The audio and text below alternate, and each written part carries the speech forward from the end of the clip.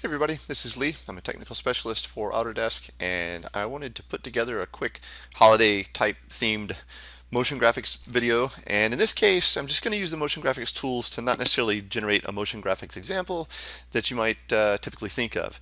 We're going to go after something a little different, something, again, as I mentioned, holiday themed. I grew up watching the Charlie Brown Christmas show every year, and I thought this would be kind of a fun way of showing off a little bit of motion graphics tools to build something that's not quite motion graphics related, and I thought it was pretty cool. And so what we'll do is we'll start off with our simple tree, and I generated this just from Paint Effects. This is a piece of geometry. I used the red pine medium, I think, if you're really interested. It could be any tree. Obviously, it could be any piece of geometry, really, but I used the Convert Paint Effects to Polygons menu to convert this into a simple tree. So I just turned off the leaves, and that's what we get. And this gives me the option of using a selection set as the type, and there's lots of ways we could have gone about doing it, but I like this a little bit better. There's also a distribution type for Mesh that's Paint Effects, but let's get into it. I'll turn off my tree layer, and the first thing I want to do is actually create the leaves. So I'm going to go down, and I've got a little single polygon here that's, or a single plane rather, that I subdivided and tweaked a little bit, and we'll delete the history on it. And I'm going to use this as my first mesh network. So I'm just going to go down to my effects menus, we'll create the mesh network. I get my default scattering of 10 objects that I used to make up the mesh network. And under the distribution section, I'm going to turn off that default distance, and I'll dial it back down so that they all sit in the same spot. And from there, I'm going to take my rotation. I'm just going to rotate these guys around their axis just a little bit. And this is going to be the basis. Now I could use my rotation here and kind of create this the effect that I'm after, which is just sort of a scattering of needles, but I find it's going to work a little bit better if I use the random node, and we'll dial these back, and this gives me a little more variation and a little bit better sprig pattern than what I had with just a single rotation value. So I can go to the distribution here, I can increase and decrease this value, and what I want to do now is take this result and create another mesh network out of that. And it gives me kind of two layers of control for my effect that I want, or for the leaves. And so now I can go in and I can change the number of leaves in the network, and I can also go in and change, like the random scale of the tips, but then also change values here. So I'm going to go to my mesh selection, and now we'll bring back up our tree. So I'll turn this guy back on, and to get these scattered on the tree, I could easily just go in and select mesh as the distribution type and drag the tree into the mesh selection. But to have a little more control and limit the number of points that I get, I'm actually going to use selection constraints. I'm going to go to the select menu and go all the way down to constraints. That brings up a window over here that lets me randomize my selection. So I'm going to say constrain next selection. I'll click on random activate, and I'm going to change this ratio up to somewhere in the middle. And when I select over these points, you'll notice that I'm not getting every single point. It's just getting sort of a scattering of them, and that's going to essentially kind of keep my tree sort of sad looking, and it's not going to look very full, at least not when we're done.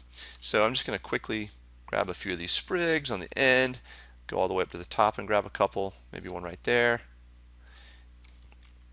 Make sure I grab one there. There we go. And that's going to be the basis of my selection. So to save it, I'm going to go down to my selection, my create menu, and say sets, create quick select set. We'll just call this ends, and we'll close and reset that. And now this is going to be my distribution type. So if I go back to my attribute editor for that mesh network, this selection set is what I need. I'm just going to middle mouse button drag and drop that ends into my selection set. And you can see that as I increase the number of points, that's going to fill my selection set out to the very top. And of course I can limit that if I want, I can animate it, there's all kinds of things obviously we can do with that. But now I also still have control over the number of needles that go into this network, and as I dial this back, my tree gets sadder and sadder.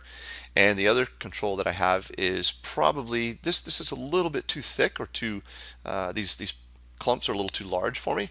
So I'm going to go in and add an offset node. And we could do a couple of things here, but the easiest thing is just to do a negative value in the scale. And what this does is it gives me, I could even go smaller, this gives me a random strength value that I can increase and decrease just a few of those points if I want to. And I can just kind of like the way it is. So we'll stick with that. So now I want to do I need ornaments. I need some ornaments on the tree. I probably want to go and dial this back even further just to make it a little skimpier. And what I've done is just to make things a little quicker. You guys have seen the network created already. So I've got an ornament network underneath here. And I just need to do the same thing here. We'll just go to our mesh section. We'll take our ornament points that I've already created and drag and drop that into the selection set. And you can see I've got these little ends here and they're not really hanging down, so I can just turn off calculate rotation and all of those ornaments will hang down on my tree. And from here, the last thing I probably want to do is add a little bit of color. So we'll click on the color node.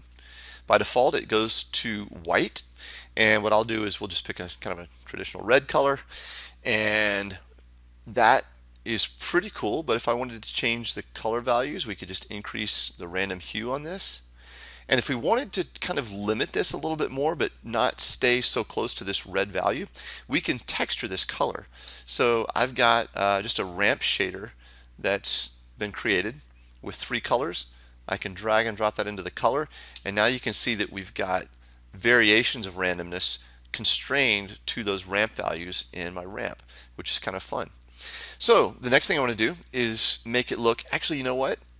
If we go back and look at our reference, none of these have more than 1 ornament. So we can change that too. Let's go back to the ornament mesh network. We'll go to our distribution, and I've got 1 single end here we can change it down to, and now of course it lumps everything on top of 1, so I'll just limit my number of points down to 1, and let's drive our color back to red. We'll just break that connection and set this to be red so we kind of match our value. We'll turn off the randomness.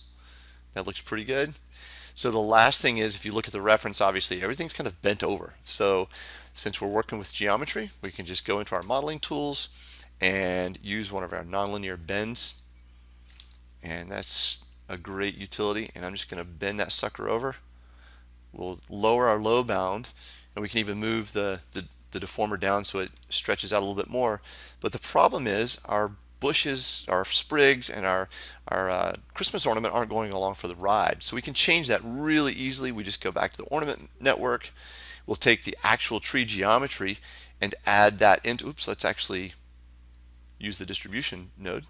We'll drag and drop that tree directly into the input, and our ornament's going to go right to the end. And then we'll go to our second network and we'll drag that tree into that input mesh as well. So now we've got our tree that can bend over just like that, and we can kind of move that in around any way we want.